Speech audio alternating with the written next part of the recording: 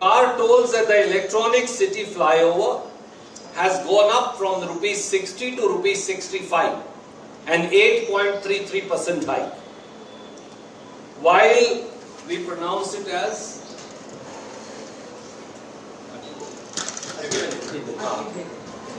while at Attipele Toll Plaza the rate has gone up from 35 to 40, a 14.29% increase.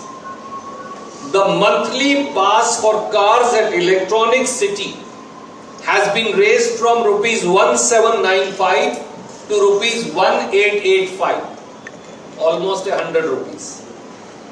And at Attipele from 1080 rupees to 1130 rupees, a steep hike of 90 rupees and 50 rupees respectively.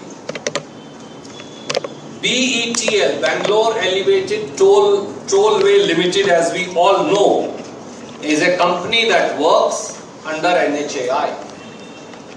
But the BJP state president and their leader of opposition will not answer, much less tell the Prime Minister Modi to withdraw the toll hike and spare people of Karnataka from this toll hike. And this is not all. On 16th of April, so as I said, between 1st April to 1st July, अच्छे दिन derail हो गए. 1st April toll hike of 10%, 16th April LPG cylinder hike of, and now it is 855 rupees 90 paisa or whatever, 50 paisa. So it's almost 856 rupees. We left it at 400 rupees, it is now 856 almost. So 16th April LPG hike and now rail fare hike and toll hike again. This is what we need to, this is what we all have to pay. Forget about the petroleum and diesel hike that have happened. I'm sending you the data, I won't bother you with it. So all that I want to say is this, and on top of it, railways have withdrawn most of the facilities that were for concessional or free. For example, for senior citizens, all the concessions have been withdrawn. Even for a blanket and for a sheet, now extra charge is being taken by railway, which used to be for free. Now they take extra charge. So all this is burdening the people of Karnataka in India. That's why I said their name should be changed. BJP should now stand for Bharatiya Jeb Kato Party. That's what they are doing. So that is one thing, and we demand that the Prime Minister of India and the Railway Minister first concentrate on rail track upgradation, on electrification of rail tracks, on railway security, on railway safety. Ensure that trains don't get derailed and incidents like Thane in Maharashtra do not happen. Please ensure that. So that's one part. There is a second part. Okay, our PCC president is also here. So we demand that Prime Minister of India and the Bharatiya Janata Party, they immediately withdraw the rail fare hike, by which ordinary people have now been burdened. There is a second part that I wanted to speak to you about. Since you have been curious, that's by way of clarifications from many of my friends who have been asking, what is the exercise that you are doing? Why are you meeting MLAs? These are some of the questions that were asked downstairs, so I told you, I will reframe your questions, say and then answer them together. Why are you meeting MLAs? What are you talking to them? What is the agenda you are giving them? What is the agenda you are taking from them? What is the opinion you are taking from them? Why are you meeting them? Why are you meeting them in PCC? Who all are you going to call? For how many days you are going to meet them? These were some of the questions that were put. So I thought I'll answer them together. Fair enough, we are obliged to answer.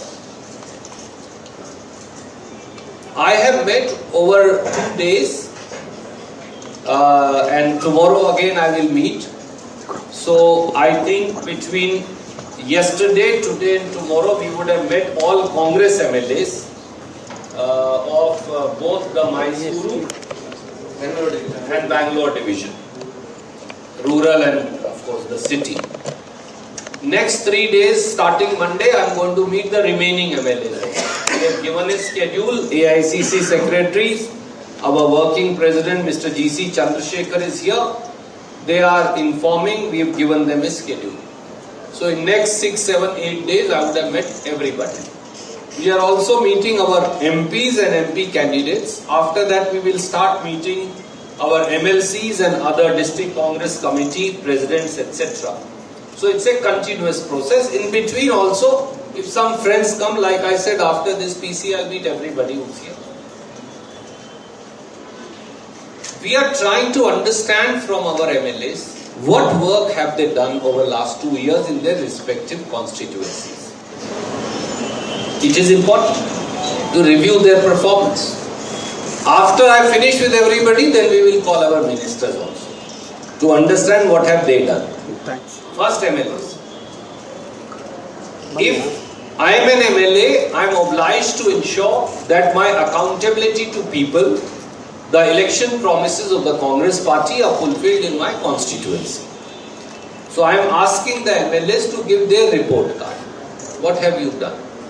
Number 2, we are also asking our MLAs, what is the status of your block Congress committee, assembly Congress committee, assembly Congress presidents, and whether in their opinion or any organizational changes are required, or how they are functioning, and how MLA is cooperating with the party. What is the status of party meetings, how many meetings have they held, etc. etc. We are also asking them, what if any difficulties or aspirations that he has or she has. Every MLA has some aspiration. Every MLA has some more works to be done for the constituency. Government has its limitations. I may ask him for 20 things, he may be able to execute 5. So they have to tell their aspirations. So they are expressing their aspirations, which is fine. We will convey it to government. Whatever best can be done in order of priority, we will get it executed. We are also trying to ask them what is the status of our frontal organizations. Understand from them. How's Youth Congress doing? How's NSUI doing? How's Mahila Congress doing? How's Seva Dal doing? We called the frontal chiefs also. How's my SC department doing? How's my OBC department doing? How's my ST department, minorities department, Kisan Congress, how are they functioning? And what changes, if they feel any, are required, so that we can discuss that with the organization. And most importantly, we are asking them about Congress guarantees in their respective assembly constituencies, how they are performing, how many people are getting benefited, how has it changed people's lives, how should we improve it further, what suggestion for guarantees can we give to the government to make it even more transparent, accountable and better. So these are some of the things that we have been discussing. It's generally an understanding of what's happening in a respective assembly constituency represented by a Congress MLA. It's a job that organization should continuously do. Organization elects MLAs. Organization elects governments. Governments finally belong to the organization. And finally to the people of the state. Whether they have voted for us or didn't vote for us, irrespective of that, we have to work for everybody. These are some of the issues that are being currently deliberated. The focus being on the Congress government guarantees and their functionality in a particular assembly constituency. So this is to answer some of your questions. Can I ask you? Some of you also asked me one more question. Are you taking opinion on leadership change? The answer I had given yesterday also, I am answering again today. The answer is clearly no, in one word. You also asked me whether you are asking whether DCC should be changed. Some friend was asking me down below. I said yes. I am going to ask the opinion of the MLA. How is District Congress Committee functioning? Are they helping in translation of Congress guarantees and Congress government programs? Are they cooperating in government programs? If they are not, we will consider a change. If they are okay, no problem. We will ask DCC President, we will ask other office bearer. I am also asking Mr. Shivakumar has appointed 111 office bearer to a constituency. Whether they come to the constituency or not, or whether they have taken my post and they are sitting at home. Who are not sitting at home, we will have to replace them. So it's a review of the principal main body organization also. So it will give us an idea. And how should we make our policies more responsive to people? That's the crux of the matter. So that is what we are considering. Sir, are these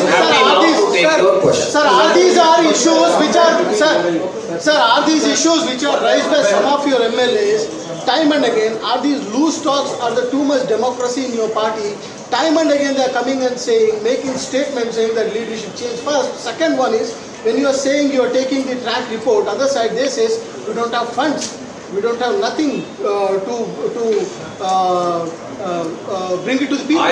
My friend, you asked a question. A, what we deliberate within the party should remain within the party. I have advised our MLAs also, if they have a problem, instead of an issue or raising a non-issue, I have a difference of opinion with Abhishek Dutt. I try to settle my scores with him. Don't try and settle your scores. Raise it with head of the family. In the party, head of the family is PCC President. In the government, head of the family is Chief Minister, Mr. Siddaramaiah. They can go to our Deputy Chief Minister, who is also PCC President. I have advised them. Number two, I want to again reiterate, my Chief Minister has said, my Deputy Chief Minister has said, there are more than sufficient funds available for development in Karnataka with the government. This is a bogey being raised by BJP for they want the government guarantees to be shut down.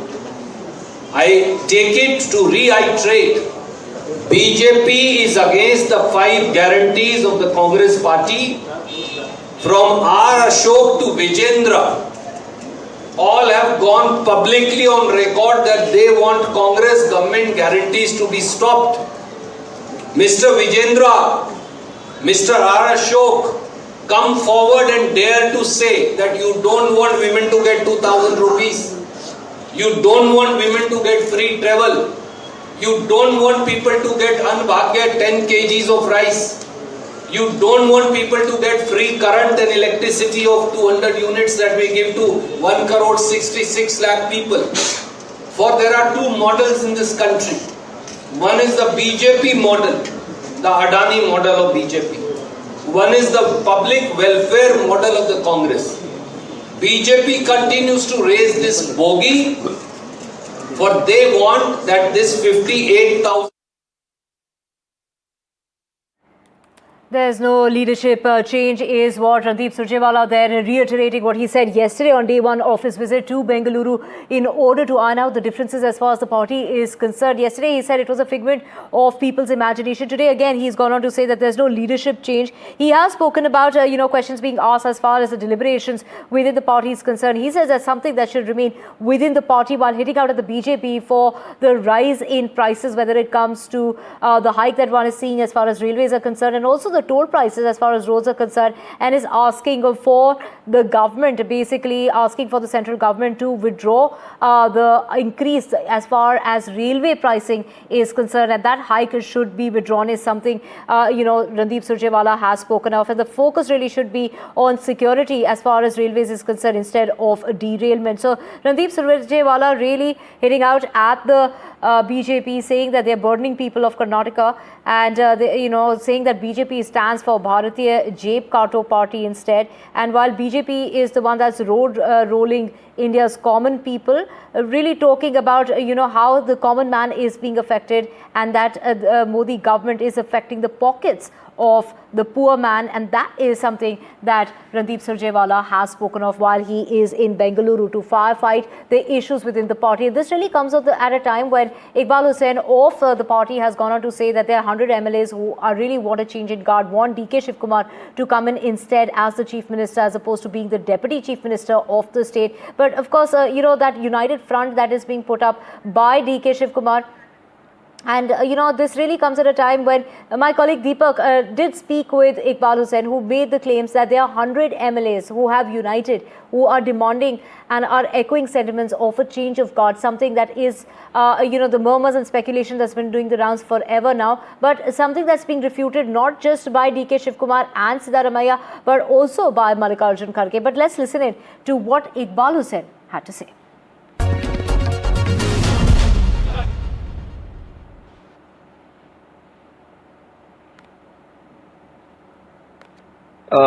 Iqbal ji नमस्कार, मैं दीपक बोल रहा हूँ NDTV से। बोलिए साहब Deepak ji.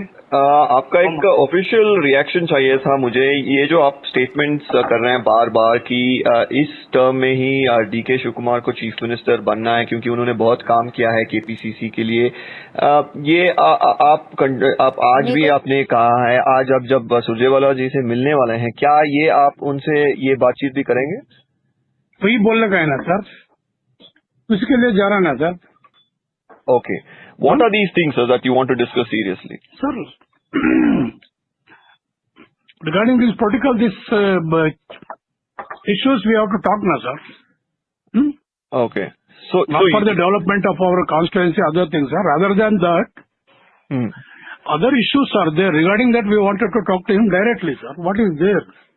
See, if at all, if you are aiming to get again power in 2028, certain precautions you have to take at this time. This is the right time for you to take some preliminary precautions. Otherwise, no. Okay. Otherwise, no, sir. So certain things we have to.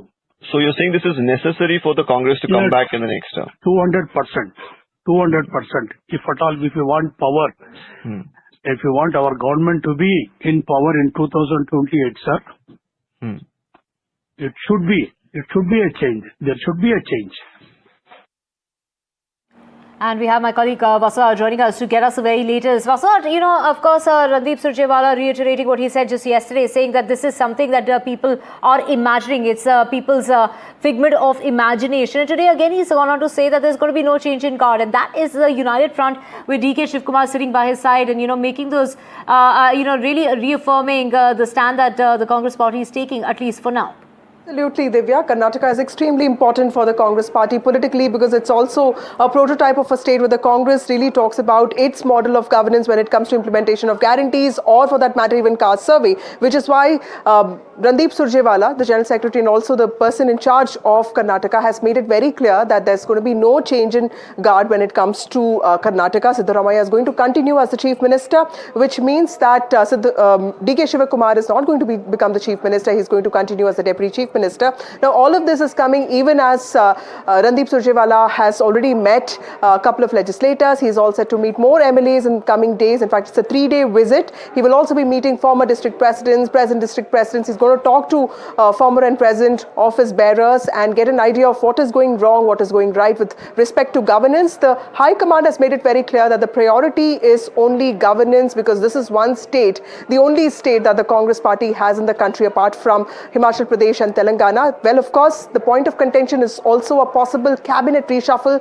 something that Siddaramaiah wants, something that's likely, but something that is also possible in the coming days. We are also speculating that there's also speculation that there could be changes in the organization as well. Remember that all of this controversy broke out with supporters of both Siddaramaiah and DK Shivakumar talking about their own people making it to the Chief Minister's place, with DK Shivakumar supporters, including Iqbal Hussain, pitching for him as the Chief Minister, and Siddaramaiah supporters, including B.R. Patil and others, including K.N. Rajan, are talking about organizational changes. Remember that D.K. Shivakumar has been the KPCC president for 5 years, so there are changes expected that there as well. But Randeep Surjewala making it clear that the High Command is looking at this picture very carefully. It does not want any changes with respect to Karnataka. D.K. Shivakumar remains the Deputy Chief Minister. Siddaramaiah, the mass leader, somebody who represents the Ahinda base, somebody who has a mass following in the state,